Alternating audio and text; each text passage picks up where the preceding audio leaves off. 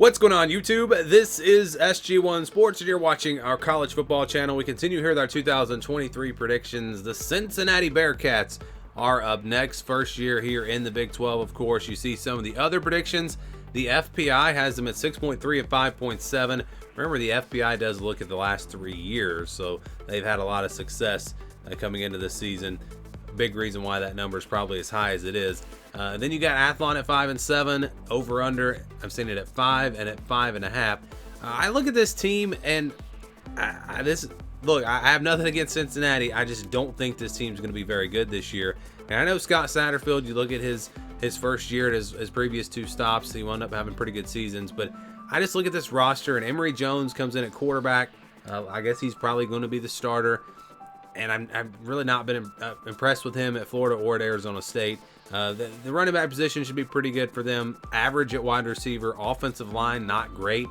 You look at defense. Yes, they're going to have a great defensive line. That's going to be the strength of this team. But I don't know if that's going to be enough because the linebacker position is a big question mark. Secondary doesn't look great to me, especially the cornerback position. So I think Cincinnati's probably going to be that team, and someone's got to be that team that's kind of that worst team in the Big 12, and I think it's going to be Cincinnati. I may be way off the mark here. I don't think this team's going to be terrible. It's just you got there are a lot of good teams in the Big 12, and I'm just higher on these other teams than I am on Cincinnati. So again, if they were in the American still, I'd probably have them at 9 and 3 or 10 and 2, having a good season. But in the Big 12, which is going to be really competitive this year, I think they're going to struggle. And when I say struggle, I think they'll be competitive in their games. I just don't see them winning a ton of games. So we'll go through the schedule here. Eastern Kentucky, that should be a win. I think they do get off to a good start there, beating Eastern Kentucky easily. Then you got Pittsburgh on the road. A winnable game for Cincinnati, but it's going to be tough. A really good defense in Pitt. I think they are overall the better team, plus they'll have home field advantage.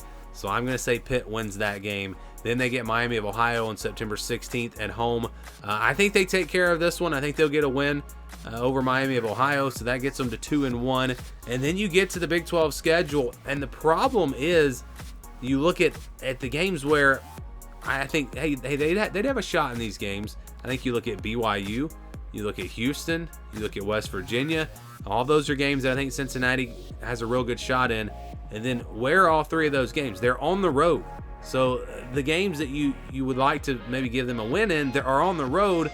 And I just think that makes the schedule tougher than it would be otherwise. You'd rather just go ahead and play Oklahoma on the road if that's a game you're not going to win.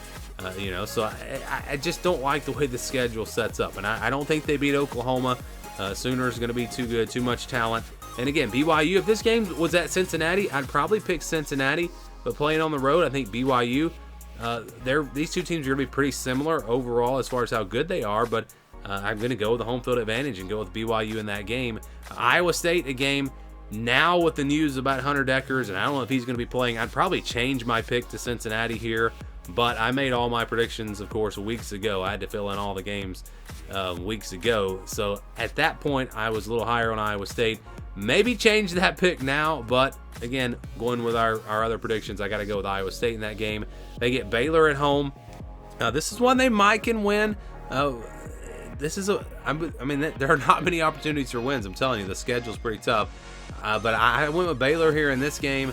Oklahoma State, another game maybe they have a shot in. On the road, going to be a tough one. I'm really high on UCF. I just think they're going to be a top 25 team this year, and I think they will win this game. Houston, same thing I said with BYU. If it was at home, I might go with Cincinnati here, but on the road, I'm not. Same thing with West Virginia. On the road, not going to pick them to win that game. And you guys know I'm really high on Kansas, so I don't see them winning that game either. So I've got them at 2 and 10. I look at the roster and say this is probably a 5 and 7 team, kind of going along with those other predictions. But then when you get into each and every game, each individual game, I'm higher on these other teams. Like I said, maybe we change the Iowa State pick. Maybe we go with a win over Baylor at home, or maybe they beat Houston or something like that. Maybe they get to 4 and 8. But it's hard for me to see this team doing much better than 4 and 8. And I realize I'm on the low end here at 2 and 10. If I was just going to give you a projected record, it would be higher than 2 and 10. But when you have to pick each individual game, sometimes it just works out this way. And I've got Cincinnati finishing at the bottom of the Big 12, going 2 and 10.